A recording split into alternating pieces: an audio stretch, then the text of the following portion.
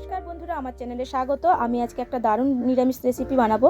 কুমড়োর দানা দিয়ে আমি পটলের রেসিপি তৈরি করছি। আমি কালো জিরে ফোড়ন দিয়ে ছোট ছোট করে পটলগুলোকে কেটে নুন হলুদ দিয়ে ভালো করে আমি ভেজে নেব।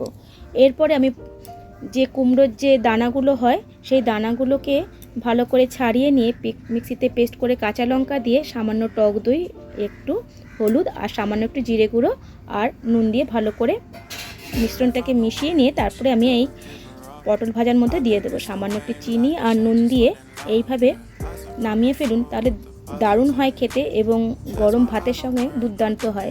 অল্প সময়ে কম খরচে দারুণ একটা রেসিপি আপনাদের সঙ্গে শেয়ার করলাম। ভালো লাগলে অবশ্যই লাইক করুন, সাবস্ক্রাইব করুন এবং বেশি বেশি করে শেয়ার করুন।